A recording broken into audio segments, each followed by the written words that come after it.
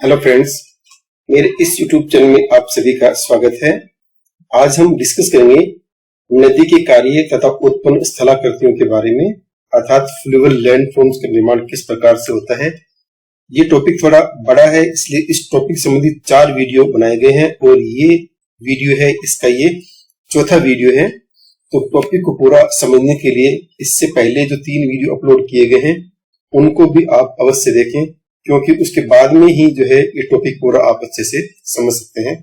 तो इसमें हम देखते हैं कि किस प्रकार से नदियां जो है अपने रास्ते में आने वाले अवरोध को दूर करते हुए आगे की ओर बढ़ती है और स्थल रूपों का निर्माण करती है। इसमें हम देखते हैं नदी डेल्टा के बारे में, किस प्रकार से रिवर डेल्टा है उनका निर्माण होता है।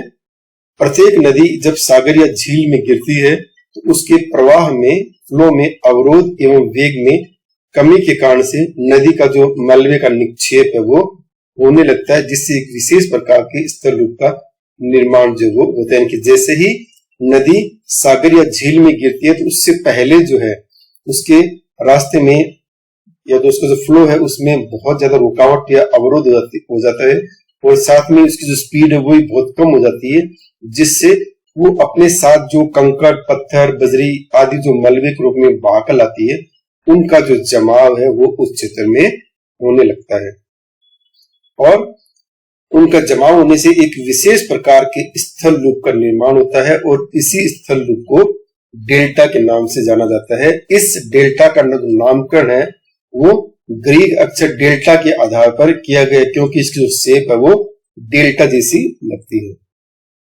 सर्वप्रथम डेल्टा शब्द का प्रयोग नील नदी के मुहाने पर हुए निक्षेपात्मक स्थल रूप के लिए हेरोडेट्स द्वारा किया गया था। यानी कि हेरोडेट्स ने नील नदी के जो मुहाने पे जो निक्षेप के बाद में स्थल रूप का निर्माण हुआ उसको देख के इसका जो नामकरण है डेल्टा का हेरोडेट्स ने किया।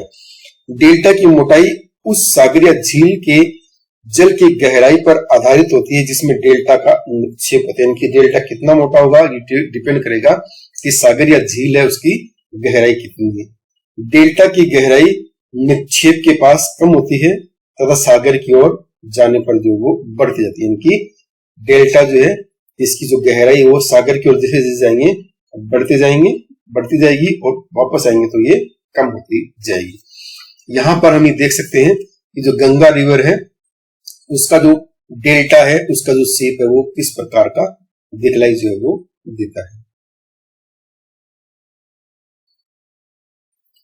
अब हम देखते हैं कि डेल्टा का जो निर्माण है उसके लिए आवश्यक दशाएं जो है वो कौन कौन सी होती है। तो सबसे पहले है डेल्टा के निक्षेप के लिए अर्थात जमाव के लिए उचित स्थान का होना आवश्यक है। वहां पर एक प्रॉपर जगह या धरातल का होना आवश्यक है, अर्थात नदी यदि झील या सागर में गिरती है तो सभी अन्य परिस्थितियों को वर्तमान रहने पर डेल्टा का निर्माण जो वो संभव हो पाता है।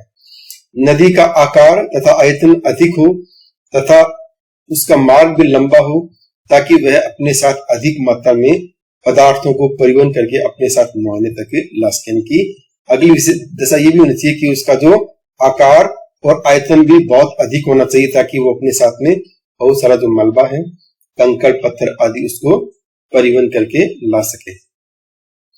मुहाने के पास नदी का वेग अत्यंत मंद होना चाहिए। यानी जहां नदी गिरेगी, चाहे वो झील में गिरे या समुद्र में गिरे, उसका जो वेग है वो बहुत ही कम होना चाहिए, स्लोप कम होना चाहिए, उसकी गति कम होनी चाहिए। जिस सागर में नदी गिरती है वहां पर सागरीय लहरों का जो वेग है वो भी कम होना चाहिए। मुहाने के पास ज्वार तरंगे निर्बल यानी कि कमजोर होनी चाहिए ताकि निक्षेपित पदार्थों को वो लौटते समय वापस बहाकर नहीं ले जा सके। सागरीय तट तथा सागरीय पेटे को स्थायी होना चाहिए। सागरीय तट या जो उसका जो पेटा है वो वहां पर स्थायी प्रकृति वाला होना चाहिए। अब हम देखते हैं नेक्स्ट डेल्टा का वर्गीकरण, क्लासिफिकेशन ऑफ डेल्टा। आकृति के अनुसार डेल्टा का जो वर्गीकरण है वो निम्न प्रकार से किया जा सकता है। पहला है चापाकार डेल्टा, दूसरा है पंजाकार डेल्टा, तीसरा है ज्वारमुखी डेल्टा, नेक्स्ट है रुंडित डेल्टा और नेक्स्ट है पालीयुक्त डेल्टा या चीनाकार डेल्टा। और इसी प्रकार से जो विस्तार है उसके अनुसार भी डेल्टा का विभाजन जो वो किया जा सकता है। पहला है वर्धमान डेल्टा, ग्रोविंग डेल्टा, दूसरा है अवरोधित या ब्लॉक डेल्टा। अब हम एक एक को यहाँ डिस्कस करते हैं। चापाकार डेल्टा क्या होता है? इस प्रकार के डेल्टा का आकार वृत्त के चाप या धनुष के समान होता है, यानी कि इसका जो शेप है, आकार देखने में वृत्त का चाप है या धनुष के समान ही दिखलाई देता है, इसी से इसे धनुषाकार डेल्टा भी कहा जाता है। इसका विस्तार मध्य में सर्वाधिक होता है तथा दोनों किनारों की ओर यह कम होता जाता है। चापाकार डेल्टा का सर्वोत्तम उदाहरण नील नदी का डेल्टा है। यहाँ हम ये देख सकते हैं कि चापाकार जो नदी है उसका जो शेप है वो किस प्रकार का जो है वो दिखलाई देता है। यहाँ पर ये नील नदी का जो दिखलाया गया है और इसी में यहाँ पर ये आप देख सकते हैं किस प्रकार से ये नील नदी में उसका जो शेप है वो दिखलाई देता है। प्रमुख चापाकार डेल्टा के उदाहरण जो है वो कौन कौन से हैं? गंगा का delta, Rhine delta, Niger delta, वांगो या येलो डेल्टा, इरावदी नदी delta, Volga delta, Sindh delta, Danube delta, Mekong delta, Po delta, Rhone delta, Lena delta आदि। चापाकार डेल्टा की नदियां गुम्फिन होती है। चापाकार डेल्टा एक प्रगतिशील डेल्टा का उदाहरण है जो कि प्रतिवर्ष सागर की ओर जो वो बढ़ता जाता है। दूसरा हम देखते हैं पंजा डेल्टा, बर्ड्स फुट डेल्टा, यानी कि इसका जो शेप है वो पक्षी के पंजे की साइज शेप का दिखलाई देता है, इसी कारण से इसको पंजा डेल्टा के नाम से जाना जाता है। पंजा डेल्टा का निर्माण उन बारीक कणों से होता है जो जल के साथ घोल में मिले रहते हैं तथा जिनमें चूने की मात्रा जो है वो अधिक होती है। इनके निर्माण के लिए नदी का वेग कुछ अधिक होना चाहिए। नदी अपने साथ बारीक कणों वाले पदार्थों को लिए सागर में अधिक दूर तक प्रवेश कर जाती है तथा सागरीय खारे जल के संपर्क में आने के कारण नदी के साथ लाए गए घोल के रूप में बारीक कण भारी होकर नदी के दोनों किनारों पर बैठने लगते हैं तथा कुछ समय बाद एक डेल्टा का जो निर्माण है वो वहां पर हो जाता है। यहाँ पर ये देख सकते हैं कि किस तरह से ये बर्ड फ्लू जो है बर्ड फुट का साइज से यहाँ पर दिखलाई दे रहा है, इसीलिए से इसको पंजाकार डेल्टा के नाम से जाना जाता है। ये देखने में मनुष्य के हाथ की उंगलियों के समान भी निकला रहता है। इसी से इस प्रकार की डेल्टा को अंगुलेकार डेल्टा भी कहते हैं। इन्हें पंजाकार डेल्टा इसलिए भी कहते हैं क्योंकि इनका आकार पक्षियों के पैरों के पंजों से मिलता जुलता है। पंजाकार डेल्टा का सर्वोत्तम उदाहरण जो है मिसिसिपी का डेल्टा माना जाता है। नेक्स्ट है ज्वारनदमुखी डेल्टा। नदियों की एस्ब्यूरी के भर जाने से निर्मित लंबे तथा संकरे डेल्टा को ज्वारनदमुखी डेल्टा जो है वो कहा जाता है। नदी के उस महाने को एस्चुरी कहा जाता है जो कि जलमग्न होता है, जहां पर सागरीय तथा जवारीय लहरें नदी द्वारा निक्षेपित पदार्थ को जो है वो बहाकर आगे की ओर ले जाती है। भारत में तापी तथा नर्मदा नदियां इस तरह का डेल्टा बनाती हैं। ज्वारनदमुखी डेल्टा के अन्य उदाहरण है मैकेंजी, ऑडर, विस्चूला, एल्ब, सेन, ओब, हडसन आदि नदियों के डेल्टा जो है इसके कुछ प्रमुख उदाहरण हैं।